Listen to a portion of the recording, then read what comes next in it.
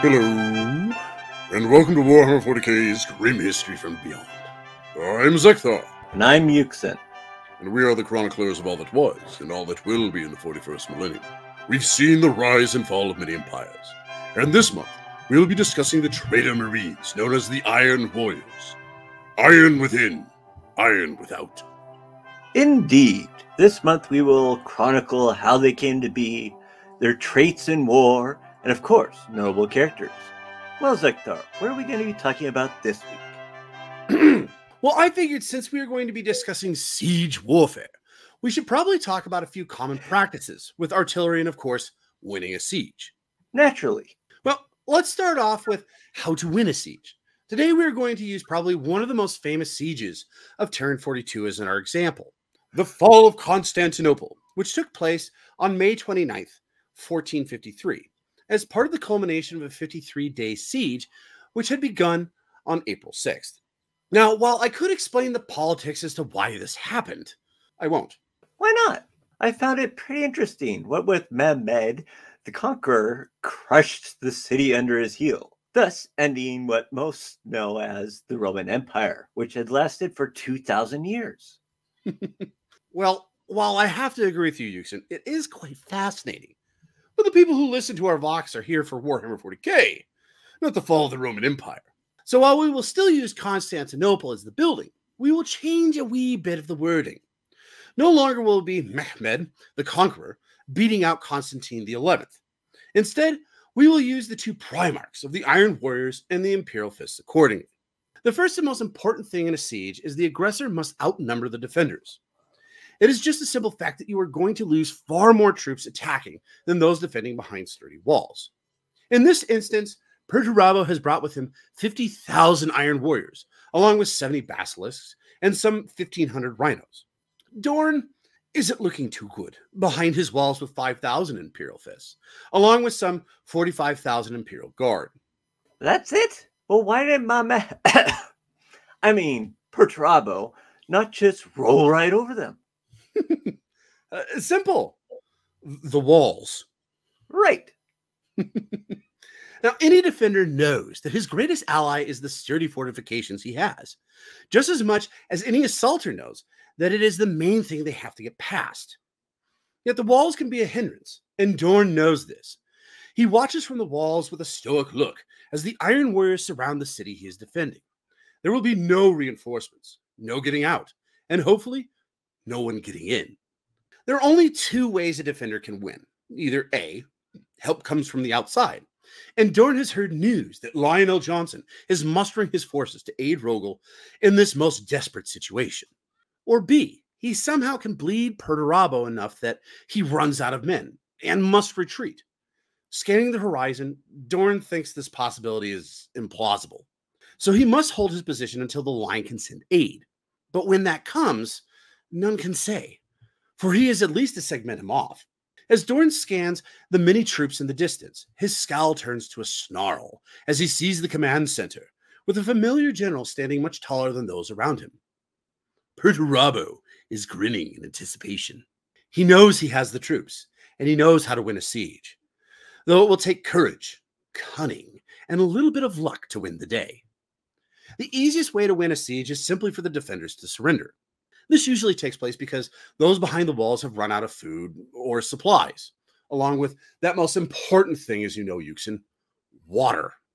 Perturabo knows this won't be the case this time because he has also heard through his spies that the lion is on the warpath, and it's only a matter of time before he arrives, which leaves him with getting past the walls. This can only be done a number of ways. The first is to dig under them, and Perturabo has his sappers already working on that. The second is simply to blast through the walls with his artillery, which is easier said than done. The outer walls of Constantinople, known as the Theodosian walls, stretch 12 miles around the city and are 15 feet thick, standing 42.5 feet tall. And that's just the outer wall. The inner wall is just as imposing. It is also 15 feet thick and 60 feet tall. To make a breach, he has to blow a hole large enough in the outer and inner wall, wide enough for his troops to storm inside. The roar of his artillery is barely heard from the Iron Warrior's Primarch as he thinks about another way to get inside. The last way to get in would be over the walls, which he may have to do, but Perdurabo is patient, for this would be the most costly when it came to manpower.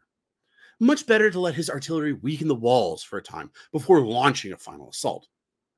Now, months go by, with the thunder of guns a constant, and while the Geller shields are long gone, the walls are holding, yet barely. Preparations for the final assault began the evening of May 26th and continued the next day. For 36 hours after the War Council decided to attack, the Iron Warriors extensively mobilized their manpower for the general offensive. Shortly after midnight on Tuesday, May 29th, the offensive began. Perdurabo's human troops attacked first, followed by successive waves of Imperial slaves, who were poorly trained and equipped, and Chaos cultists, who focused on a section of the damaged wall in the northwest part of the city.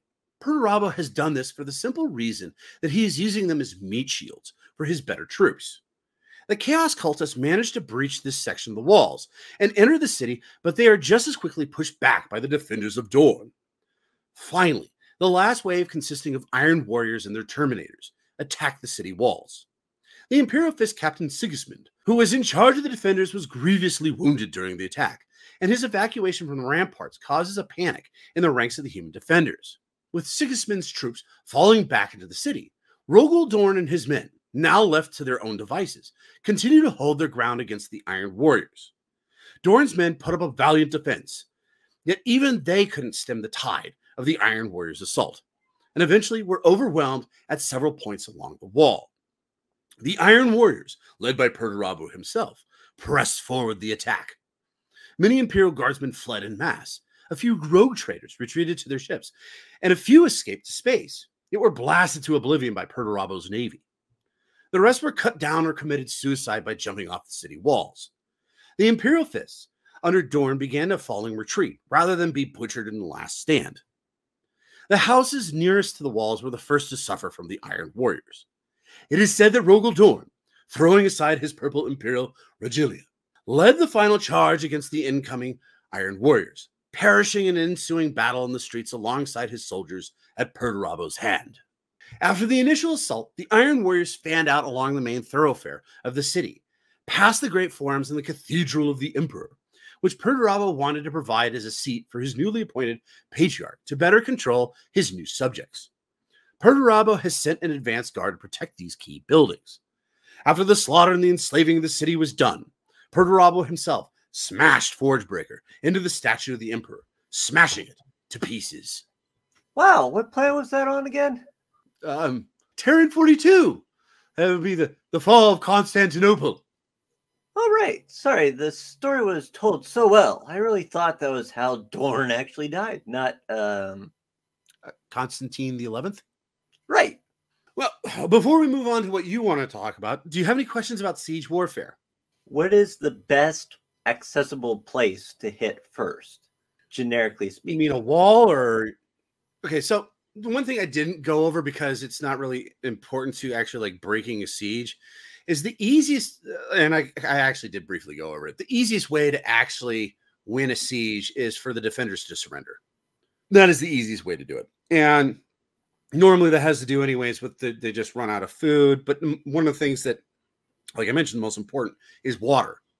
Now, a lot of times anyways, especially during Terran 42, the sieges of castles and whatnot, they would try to get like a spy or someone sneaky in there anyways to poison the water supply so that the siege would move along quicker.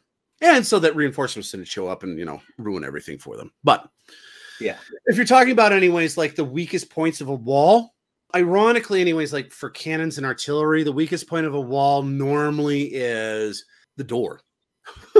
Yeah. Or people get in and out. It's normally made of wood. Well, how is that ironic? Well, it's kind of ironic when you stop and think about it, just on the fact, yes, I understand what you're saying. You're like, well, how's, it's because of all the reinforcements that they normally would put behind a door because they know it's the weakest point.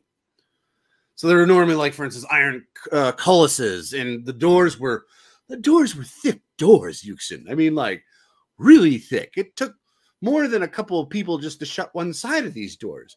So, especially on big cities like Constantinople. In comparison to solid stone. Right.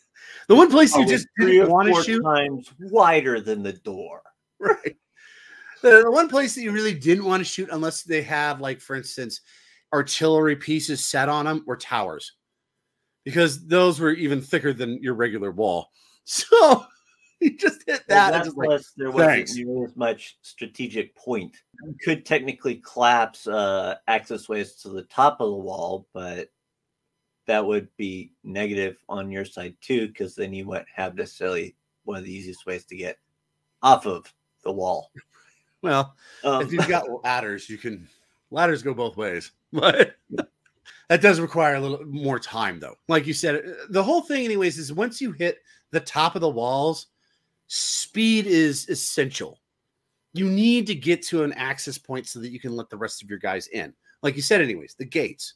A lot of times, the easiest way, anyways, to break a siege, well, not the easiest, but one of the ways that you could break a siege is to be putting ladders up, anyways, next to a gate, so that your guys can, slowly move up. And once they actually take that part, they can rush down and open the gates for the rest of your guys who can storm through with the rhinos and whatnot. Right. But like I said, anyways, these are just basics for siege. I thought that would be just something kind of interesting that we could talk about. There's all sorts of little, like, peculiar things about siege warfare. The sappers is actually probably one of my favorite things. The concept, anyways, that a lot of times, anyways, they would dig underneath the walls and then they would actually send pigs in to the tunnels and then light them on fire. And because it was so hot, it would literally just, like, collapse the wall on top of them. So there was a lot of weird things that they did in Terran 42, but we're not talking about Terran 42. We were talking about Warhammer 40K. The one thing that I haven't mentioned, anyways, and one of the things that is probably the toughest thing in Warhammer 40K for people to get past is the Geller fields. Right. And that is, as far as I've read, the simplest way of getting past them is you just have to keep blasting it. Or get somebody, anyways, inside, anyway, so they can blow up the generator. Or somehow get underneath it. Right. Well, correct me if I'm wrong. You can walk through a Geller field, right?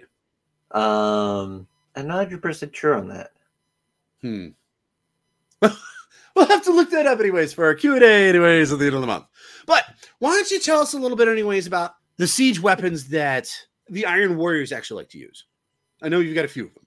Yeah. Now, before I talk about the demon engines used by these masters of the siege, I'd like to mention a few vehicles that seem to be either abandoned by loyalist Astartes or have so few in number they're rarely utilized. Now, brother, I'm sure you've heard of basilisks and medusas.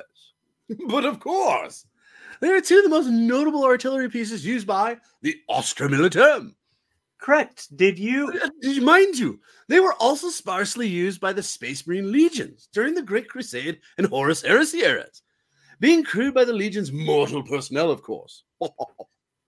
Yes, but did you know that during that time they were sometimes manned by the Astartes themselves? Well, actually, I didn't. What? You a lover of the Great Crusade and Horus Heresy history? Hey, now.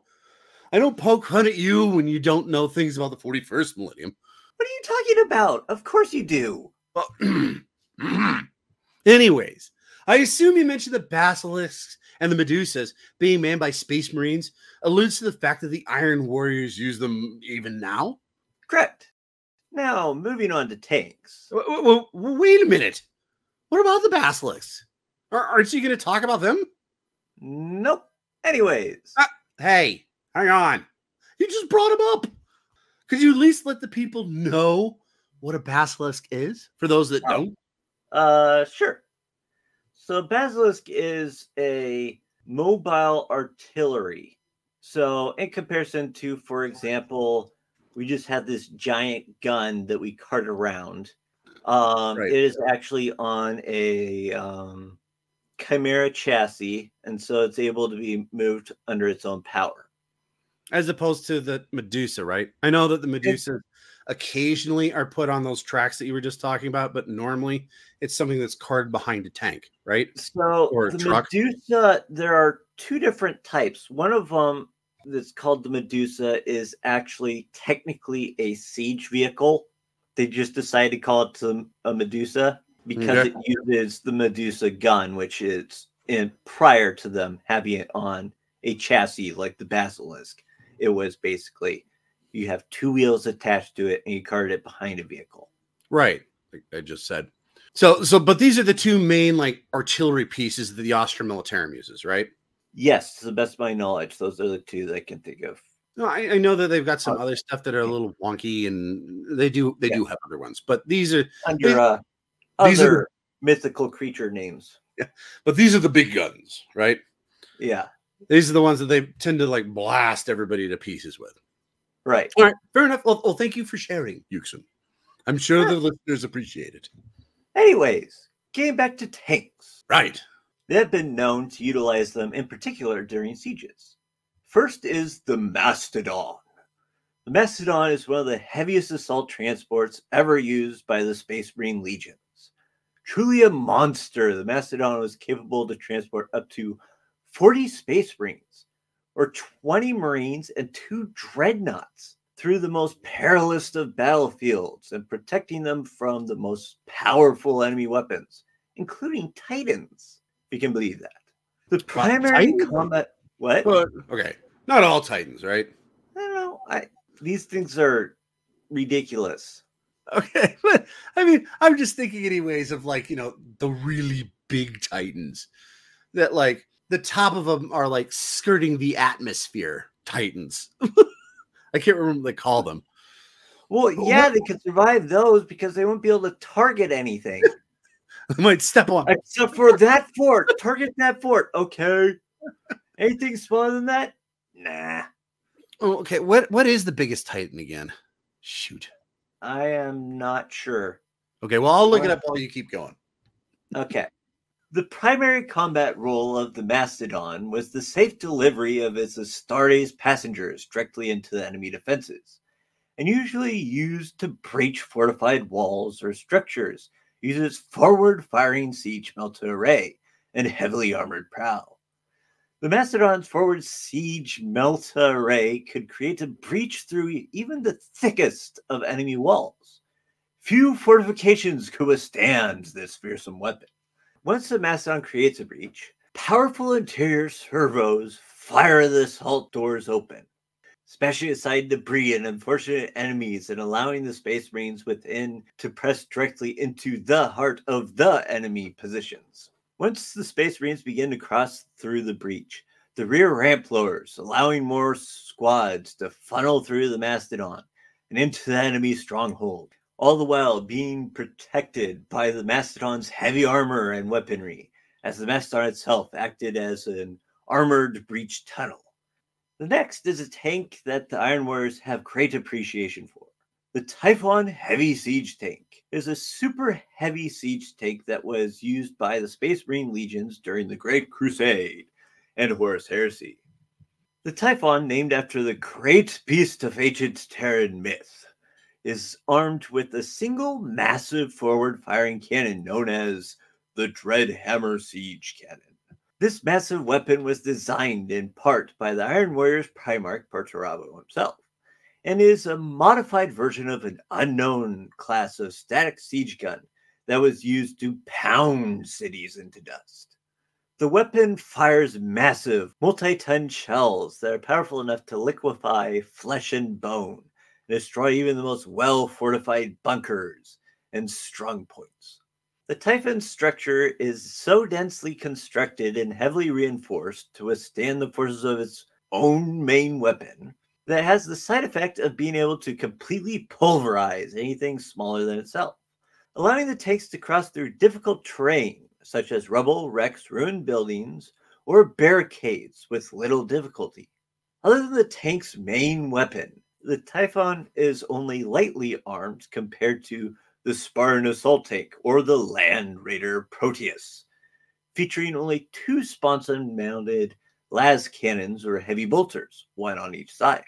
The tank was always outfitted with a searchlight and smoke launchers. The Typhon could also be outfitted with the Hunter-Killer missile launcher for extra firepower or armored ceramite plating for better protection from enemy fire.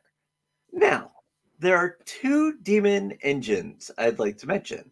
The first is... What? Uh, do we really have to talk about the demon engines? I don't like the demon engines. It's only two of them. Okay, fine. What's the first one? The first one is the Decimator. The Decimator is a demon engine created from the horrific mixture of human and Xenos technology fused together and brought to unholy life by the darkest warp sorcery, standing taller than even the mighty contemptor pattern dreadnoughts used by the Adeptus Astartes.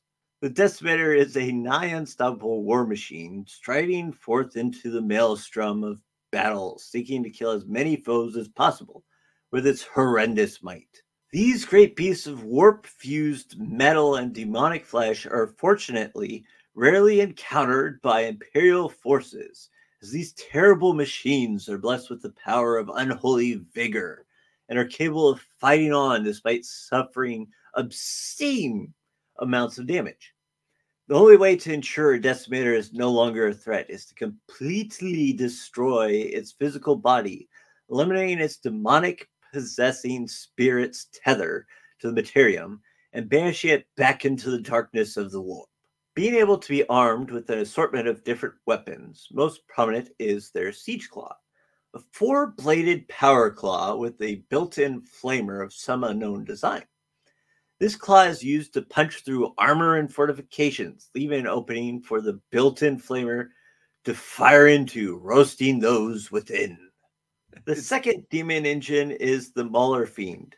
The Mauler Fiend is also known as a stalker tank or a scaler to Imperial troops, as these multi-limbed monsters have strength and agility to climb even the most sheer of walls.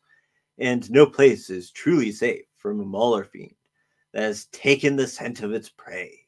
Unlike the Forge Fiend, which is powered by an infernal warp fire furnace, the Mauler Fiend is powered and fueled by the rage of the demon that inhabits its shell, and this amplifies the power of its weapons.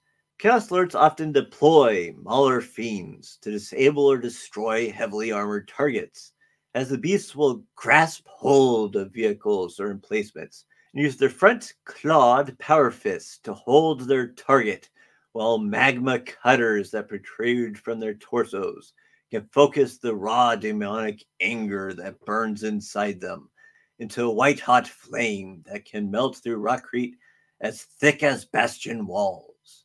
Many an Imperial Titan has been felled by a Mauler Fiend clambering up its legs and shearing through its joints with pinpoint magma blasts and raking adamantium claws. Once a Mauler Fiend has latched onto an enemy war machine or fortification, its target's destruction is all but assured. If even a single Mauler Fiend makes its way to the walls of an enemy emplacement, it will clamber across the sheer surface, tapping with its claw pincers until it finds a weak point before peeling open a large section and forcing its way inside. Due to their utility in siege warfare, Mauler Fiends are used extensively by the warp smiths of the Iron Warriors. Even the most redoubtable Imperial defenses will fall into deathly silence once a Mauler Fiend has breached the walls and set upon the fleshy morsels that lie within. Some warp smiths and chaos lords see the Mauler Fiends as a feudal king might see his fiercest warhounds, and sets them loose on heavily armored targets with much the same sense of prideful satisfaction. When a Mauler Fiend has latched onto its quarry, its destruction is all but assured. Now, before you discuss how to use artillery efficiently, I'd like to talk about one of Lionel Johnson's grave mistakes. He made a few of those, Yuksen. But which one are you talking? Oh, wait a minute. You're talking about the Eradicant, the Obliteratus, right? Or Yes. Obliteratus. Now, the Eradicant and Obliteratus Okay. were commissioned during the compliance of Tithonus by Horus at least 50 years before the Horus Heresy. The vast artillery pieces, capable of devastating the most powerful fortifications, never saw action due to delays in their construction. Finished the full year after Tithonus had fallen, they were placed in a depot on Diomed. In the 200th year of the Great Crusade, shortly after the outbreak of the Horus Heresy, Lionel Johnson led a force of Dark Angels to recover the siege engines from Diomed. Having learned of their existence 50 years before, he immediately thought Horus would attempt to reclaim them after hearing of his rebellion. The Dark Angels were able to prevent the Sons of Horus seizing the engines, and L. Johnson gave them to Perturabo when the Iron Warriors came to Diamant, intending to resupply on the way to Isstvan V. In return, Perturabo promised to support L. Johnson to become the new War Master and to put the siege engines to good use. Now, after the Drap Site massacre, Perturabo gave the Ordinance Diomed to warsmith Idris Krendel under the oversight of Siege Captain Victus Krugerl. Krendel used the engines in the siege of the Great Selenic Palace on Euphorus, testing out his Iron Fire protocol of a pinpoint rolling bombardment advancing ahead of a simultaneous Spartan assault tank spearhead. Testing out his Iron Fire protocol of a pinpoint rolling bombardment advancing ahead of a simultaneous Spartan assault tank spearhead. The fortress was deemed the best match for the Imperial Palace to run a real-world simulation in preparation for the Siege of Terra. So what are your thoughts on these siege machines and Johnson's decision? Well, first off, I don't have as much of a problem with Johnson's decision. I mean, yes, hindsight's 2020, but at that moment in time, he didn't know that Perturabo was actually a villain. Yeah, I know. Before the Drop Site massacre, there was still a bunch of traitor legions that still seemed like they were supporting the Emperor. And it was the Iron Warriors, the Night Haunters, Alpha Legion, of course. And I want to say Word Bearers, right? Word Bearers, I want to say. Yes, because the only word bearer that was involved with Isstvan was our good friend Erebus. Yes. Which, oddly enough, wasn't a tip-off to anybody that the word bearers may, be... Well, nobody knew he was there other than, the traitors. So... And well, those actually, were that's there not true now I think about it. Well, okay, well, wait a minute. No, I think that is true. Because by the time they pick up Garviel Loken, I think by the time they picked him up, and he would be the guy that would know that Erebus is with Horus. No, he was there also when other people were showing up. Erebus was. Well, okay, so remember anyways, so the real big kicker off of the whole Horus heresy was Isstvan III, right? The Purge of Isstvan III. So... right. Okay, yeah, actually, no. Why? That's an interesting question. Why didn't anybody realize that Erebus, being a word bearer, was hanging out with him? Because at least, at the very least, okay, I can agree with what's his face, Garviel Loken's buddy, who was a Death Guard. Shoot, what's his name? We talked about him, Nathaniel Garrow. Thank you. Yeah, I could see, anyways. Like for instance, he never made it onto the War Master's ship. So he might not know, but there's three people that they did. Yeah, the old guy, the chapter master of whatever, or the chapter captain of one of Horus's own legions would know. The one that becomes like somewhat deformed or something like that. The half herd, if I recall right, that was his name. Yeah, he would have. And then the person who ended up becoming the religious leader of the Emperor's cult, kind of. Well, okay, so all those people though coming back anyways, the Remembrancers, and then that one chapter captain, they all would have at least known. At least they would have known of Erebus being there. Yeah. So I guess my question is that why wouldn't, at least the very least? I mean, I could see Lorgar being like, "What? He's fallen to the traitor's plans? How dare he? I'll put his head on a spike." Trying to portray that it was just this one dude. But at the same time, anyways, I mean, Erebus was, like one of the head honchos of the word bearers. So, well, let's see. It was the Primarch. The Primarch. Who are we talking Yes, about the here? Primarch of the word bearers, Lorgar. Lorgar. Okay, so And there's then Lorgar. the two people underneath him one was his adoptive father, right? Corferon. And then the other one was Erebus. Right. So, So like I said, Erebus, anyways, this is the thing. You bring up actually a very good point. Why didn't anyways the Imperium anyways kind of look a little bit sideways at the word bearers? Like, well, I don't know about these guys. I mean they might Erebus be, was there during the yeah, betrayal. but at the same time, anyways, to me, anyways, it would just take a lot of fancy footwork from Lorgar to actually like push this. But I mean, to me, anyways, that might even shift my strategy altogether if I was Ferrus Manus. If it's a guy that I don't completely trust, yeah, I'm putting him on the front lines. You're going to earn your trust today, good sir. Yeah. Instead of say like the Raven Guard or the Salamand, especially the Raven Guard. Well, didn't I they would've show up switched that up. afterwards? Now you're making Because me think. wasn't it Ferrus Manus was like, okay, we're going now. The other people will be showing up shortly, but we're going to go now. Yeah. Okay. Yeah. You do got a good point. Yeah. Now that you say that anyways. Yeah. But still, having them even helping out would be questionable in my mind. Because it's like, oh, one of the top lieutenants of the word bearers happens to be around, a traitor. You got a good point. But here's where it really all boils down to anyways. And I think we agreed with this when we actually talked about the Esvon drop site massacre anyways, on Esvon 5. Ferrus Manus should have waited. It really boils down to that. So he had like everybody there, and then he could have initially done his assault instead of we're going in for the kill with 3 people or 3 legions, and then hopefully our guys show up. I mean, that's really, yeah. If we really want to talk about it, yeah.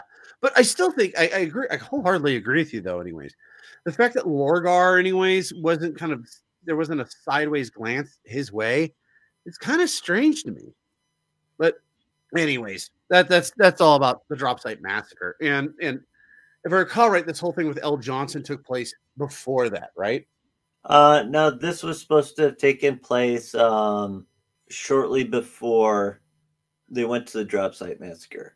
Because the Iron Warriors had shown up to Daima to prepare to go to Isfahan 5. Which also begs the other question. Why wasn't Lionel Johnson at the drop site massacre? I mean, from what I remember anyways, the Dark Angels weren't there because Horus, before this all took place anyways, had sent the line so far out, he couldn't actually make it.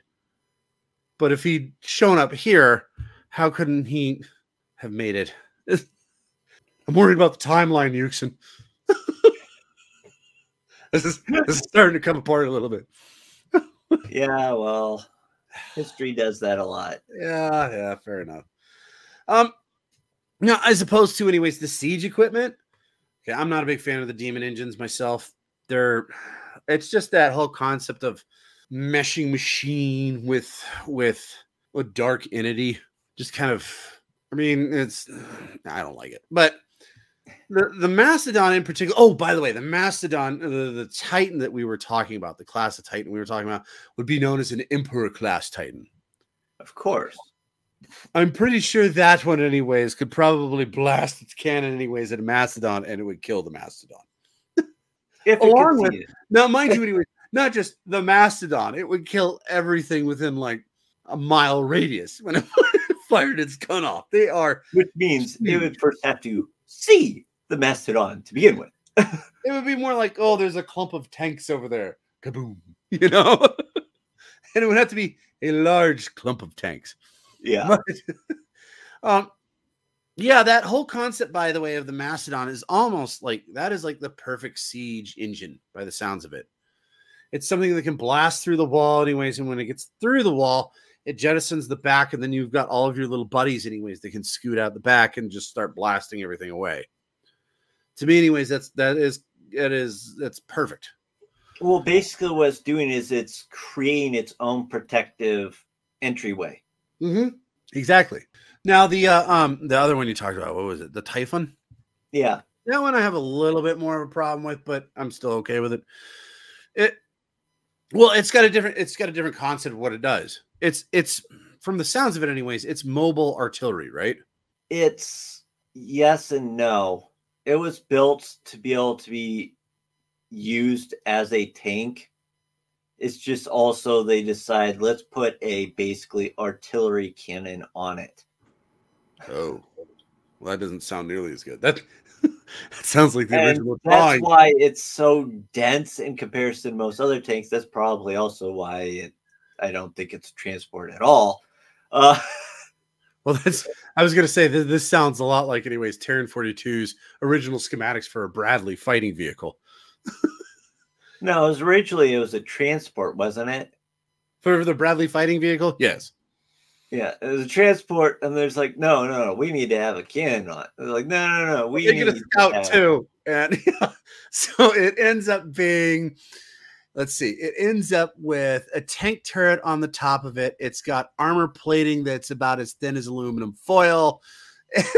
It can only carry 5 people. And it's actually, like and all of you guys that are listening that are like, well, wait a minute, the Bradley fighting vehicle is actually one of the best U.S. military vehicles today. It is. These are the original schematics that they tried to push through. And the Israelis, of all people, took one look at that thing and went, no, you're going to change the specs on these. And then they changed the specs on them. So. And then we went, oh, yeah. After some other stuff, there's actually a film based made off. And actually an autobiography based on it. And both are called the same thing, The Pentagon Wars. Yeah. Very good movie, by the way. Fantastic. What's his face? Guy who played Frasier. Kelsey Grammer. Yeah, Kelsey Grammer does a fantastic job in it. He plays the general.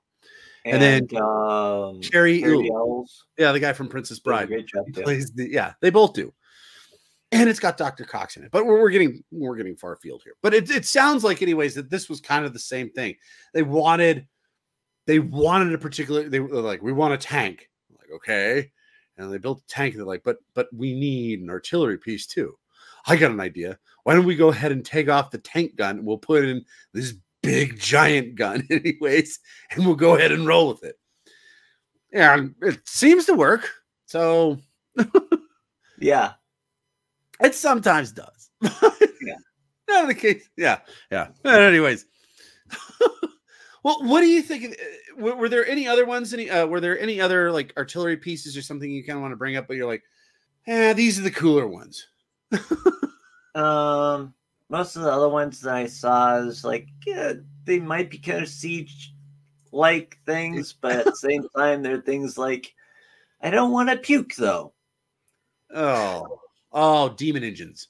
We're going back to demon engines. Yeah, because you have all those Nurgle things. Yeah, I personally am not a big fan of the demon engine. That's like taking. Okay, so I understand. There's a couple of them that look cool, but that's because what they've done is it's basically been put inside of the machine. It's not part of the machine. But no, I'm saying anyway. So I understand, like for instance, the Space Marines. They're gene altered human beings, and then you have like even like the Mechanicum. I'm not even a big fan of the Mechanicum, but the Mechanicum's got like warriors that are like part machine, part human. Right. And even that, you're like, okay, some of those look kind of cool, like the what do they call them? The guys in the blades. Skitarii, yeah. The Skitarii look pretty cool. But this is like the combination, anyways, of building a machine, then shoving a bunch of flesh and meat into it that's just pissed off at the world and everything else. The demons don't even like doing it. They're like, we want to run free. We want to murder people. And like, too bad. And they grab them, they shove them into this machine. Like, but I don't want to go there. Well, too bad. You're going in. And then they shove them in. And then they're just pissed off at everything. And doesn't that sound like the perfect thing for an Iron Warrior, though? They give a rip about the warp, goes, well, if we have to use you, we're just going to stuff you in this box here. Oh, we gave you some guns too, so run free. It's that whole aspect, anyways, and I understand, anyways, it's 40K, and there's not really a whole lot of free will going on in 40K, but this is like, this takes the cake. This is literally, anyways, an actual, like, spirit, anyways, that you're caging. But I understand it's still a demon, but it's still, like, depressing that they would do that to their own people. Well, I should they be aren't. happy about it. They're Iron Warriors. They aren't doing it to their own people.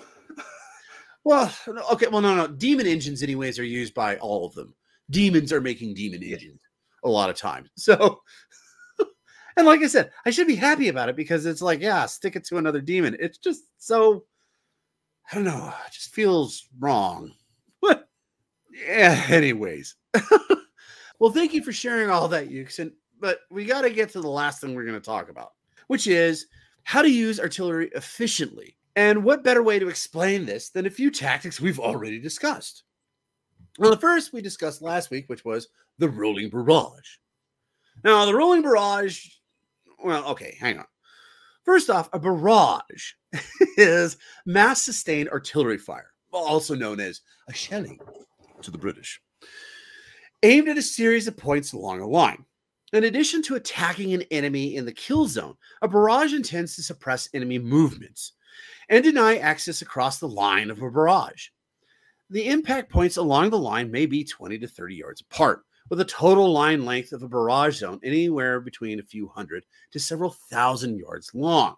Barrages can consist of multiple such lines, usually about 100 yards apart, with the barrage shifting from one line to the next over time, or several lines may be targeted simultaneously. Right, but what is a rolling barrage? I mean, I know what a creeping barrage is, but... Whoa, wait a minute. Really? You know what a creeping barrage is? Yeah. Well, that was actually the second formation I was going to talk about. Why don't you tell the fine folks instead? Sure. A creeping barrage is a barrage that is lifted in small increments. Oh, so for those of you that don't know, lifting anyways is the concept. So, okay, so you've got your siege gun, right, Yuksen? Right. And it's set anyways at a particular angle. When you go to lift said angle, you're actually cranking the gun up. So it's firing farther out. So in this particular situation anyways, they're going to lift it at small increments, meaning that it's going to fire farther back. Mind you, you don't want to lift it too high or else you start blowing up your own people and then shooting it on top of yourself. Exactly. But anyway, sorry, carry on. Usually 50 to 100 yards every few minutes, moving forward slowly, keeping pace with infantry. The British of Terran 42 and World War I actually evolved the creeping barrage to fire at two lines simultaneously. Eventually, three patterns of advancing the barrage developed. In a creeping barrage, the shell fire moved from one line to the next. In a block barrage, two or more lines were fired on simultaneously, and then fire moved as a block to the next line to be engaged. Which leads us to the rolling barrage. Thank you, Yuksen. That was very well put. No problem. The rolling barrage would fire on the line nearest to their own troops, move to the first unengaged line behind. Then, after a set interval, the fire on the second line would move in turn to the next one behind that. So, like I explained last week, the artillery slowly moves forward, keeping a wall of shells and fire moving forwards in front of their own troops. Right. Now, the other thing that we are going to discuss this week, that we mentioned last week, was how to keep those pesky Raven God out of your stronghold. Indeed. Well, Yuksen, what do you think? How do we keep the Raven Guard and the Harlequins? If you were the Iron Warriors, how would you keep them out?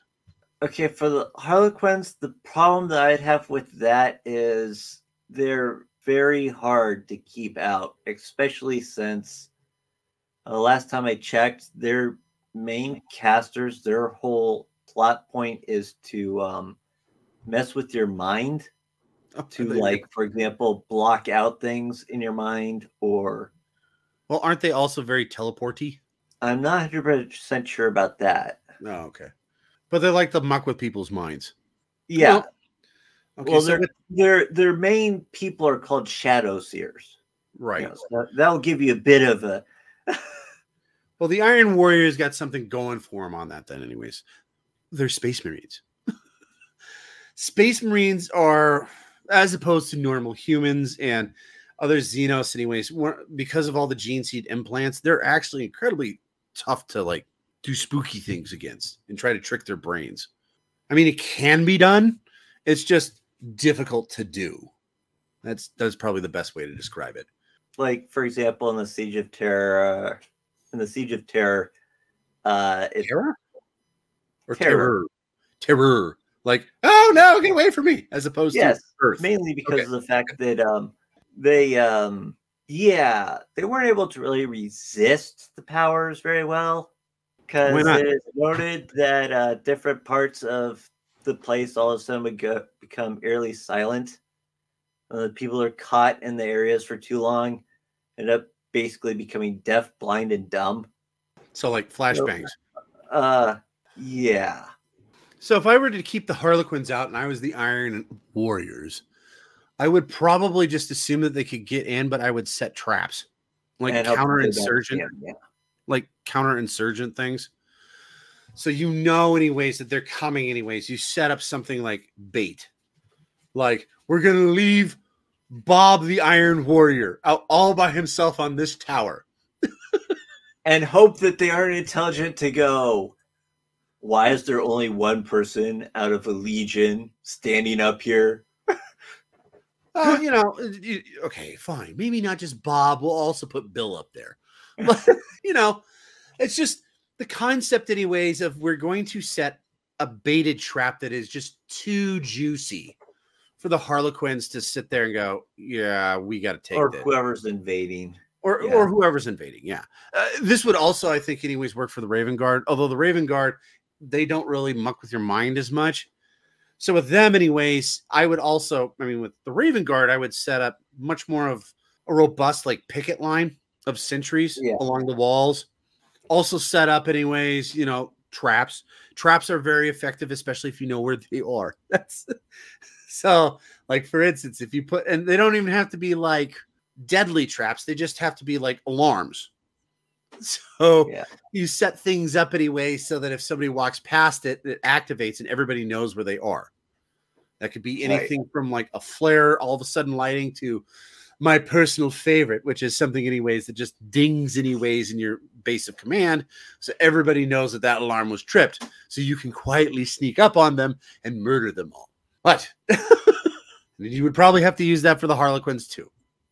I would think anyways, for insurgents anyways, these are the ways that you beat insurgents from getting into your castle. Right. For Harlequins, it'd be much harder because of, well, they're Harlequins for one thing, and nobody knows what their plan is.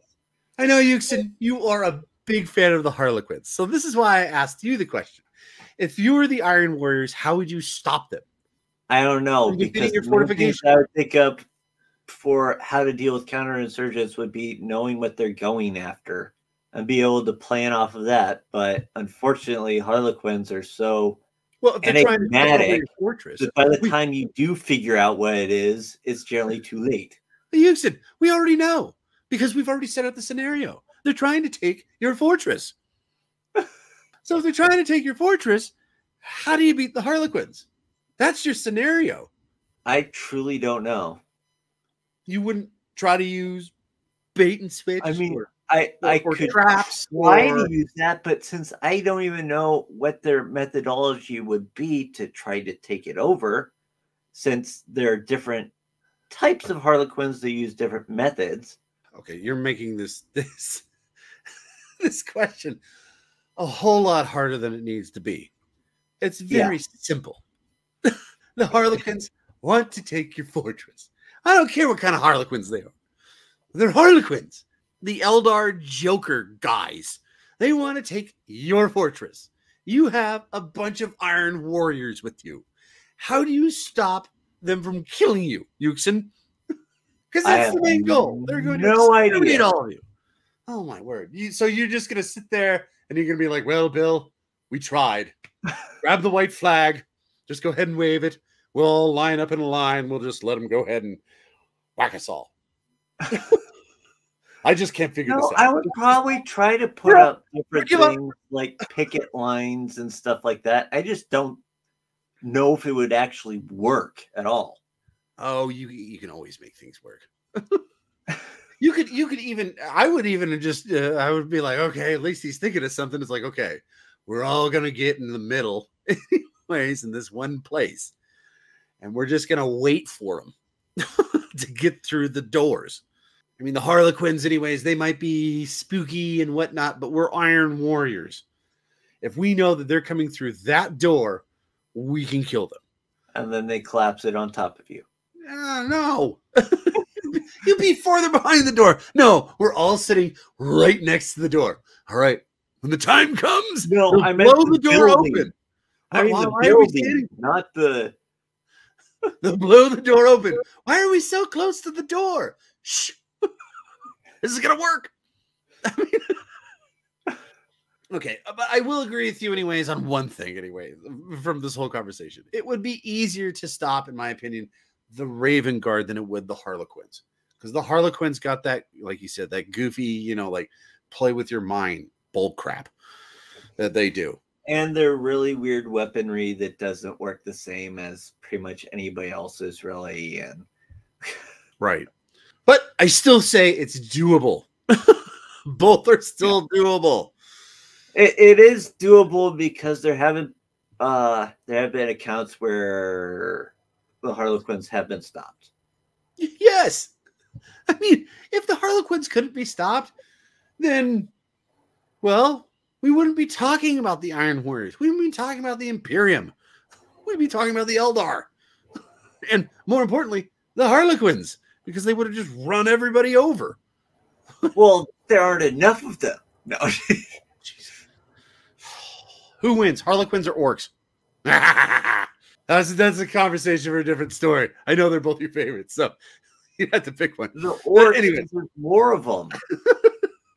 Okay, so if it was an orc fortress, who wins? That comes down to a numbers thing. Oh my word, Yuksen, you're gonna give me a heart attack.